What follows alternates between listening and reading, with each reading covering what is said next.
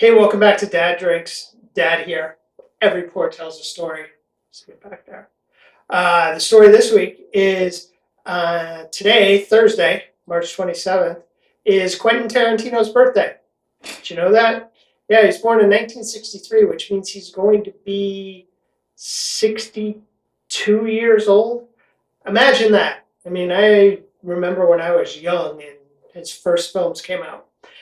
So the story we're going to talk about tonight is how Quentin uses, in some of his films anyway, especially the more recent ones, uses drinks basically to tell you a bit about his characters. And the drink that we're going to make tonight is the whiskey sour, which is from his most recent film, which is Once Upon a Time in Hollywood.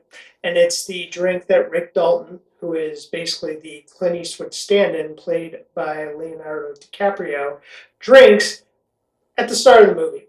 And then more towards the end of the movie, he starts getting into things like, frozen margaritas.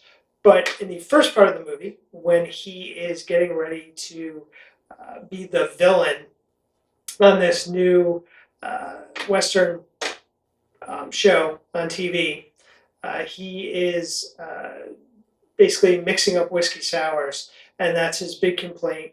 When he gets to the set and he can't remember his lines, is why did I have 8 whiskey sours last night?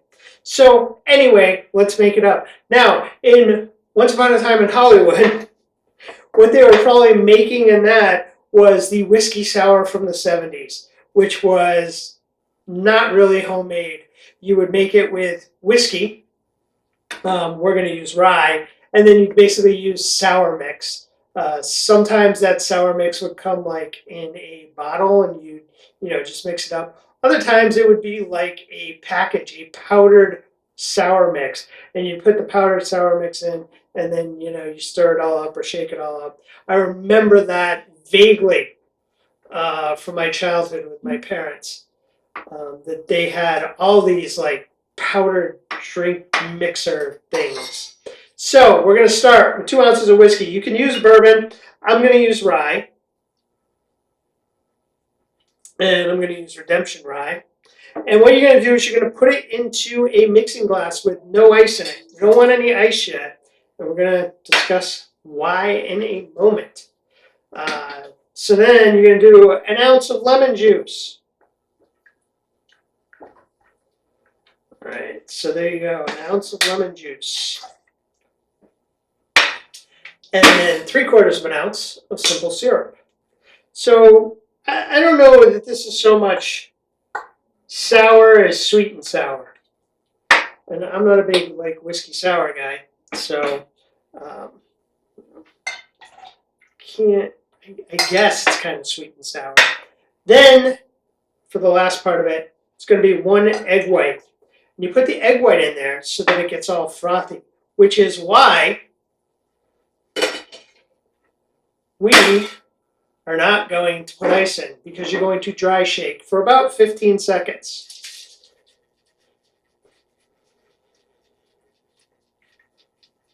And what this does is it's going to take and it's going to make everything frothy.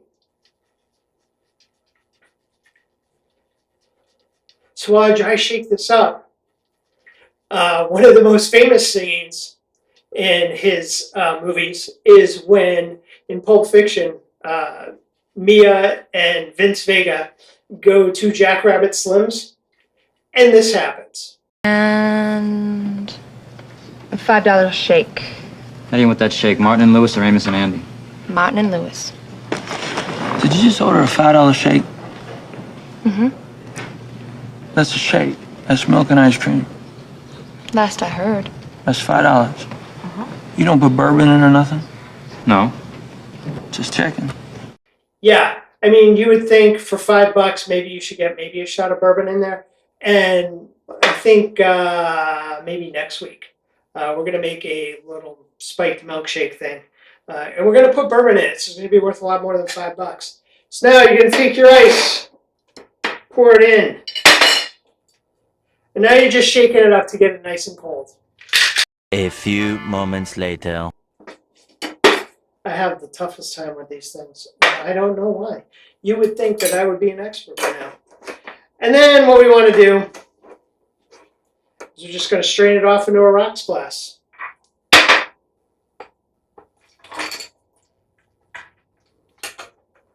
Not keep the ice out at all.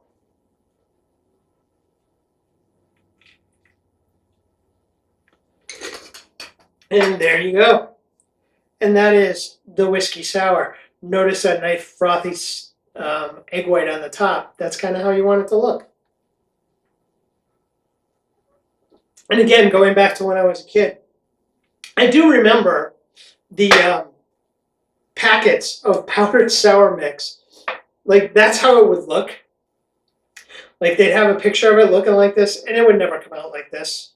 It's just like when you go, like to McDonald's, and you go to McDonald's, and the burger never looks like what it looks like on the screen when they show you a commercial. But I digress. So, Quentin Tarantino, his birthday, 60-something years old. And if you go back, I mean, we think, I don't know, maybe we think that he's made a lot of films, like that he's made, tons, but it's really only like 10. And he, they've all, to some extent, I want to say that as he has drifted away from being the guy who just was working in a video store and trying to learn his craft, he's actually, started to learn that. And those movies have, I think, become more polished over time. I mean, you start out with Reservoir Dogs, and if you're talking about, having drinks, or the guys having drinks, or the characters drinking, in those first few movies, there's really not a lot of that going on. I mean, Reservoir Dogs, what do they do? They're sitting around, in a coffee shop. The famous scene with Steve Machine with Mr. Pink, where he goes into this whole rant about why he doesn't tip, waitresses and stuff, and Harvey Keitel as Mr. White is, berating him and telling him, but that's how these people live. Pulp Fiction, again, really not a lot of drinking going on in that movie. And, of course, what we just showed you, the famous $5 milkshake scene. Jackie Brown was after that. Then there were the 2 Kill Bills. Death Proof, which is probably when, they actually really started getting into cocktail culture and how that informs his characters. And Death Proof, is in Grindhouse. It's a short film. It was basically so that Tarantino could show you his love for B movies and for these grindhouse flicks from back in the 70s.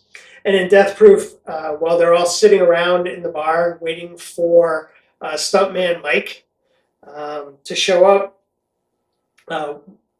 Tarantino actually plays the bartender, and what he sends over to all the girls, Zoe Bell, and I forget who the other 2 are, but he sends over to them chartreuse, green chartreuse.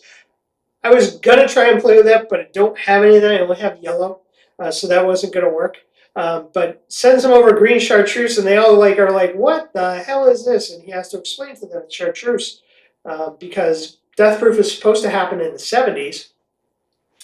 And, that wasn't a big drink back then. I mean, it's really not a big drink now. It's something you mix with. It's not really something I think a lot of people do shots with.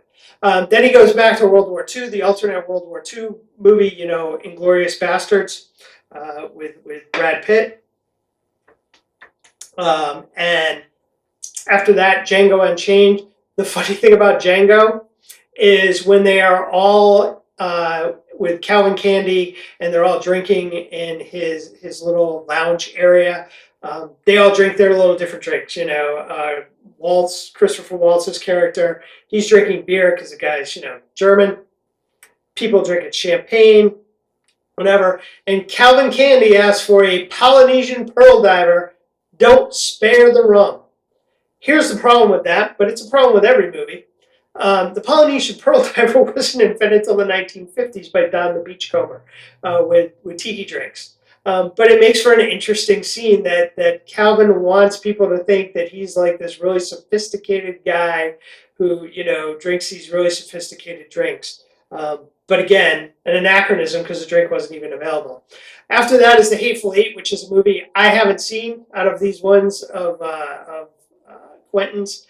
And then, of course, the one that we're celebrating tonight, which is Once Upon a Time in Hollywood. And I kind of, that out of all his movies, that's probably my favorite one, just simply because of how it's this whole alternate reality of what might have happened with the Manson family.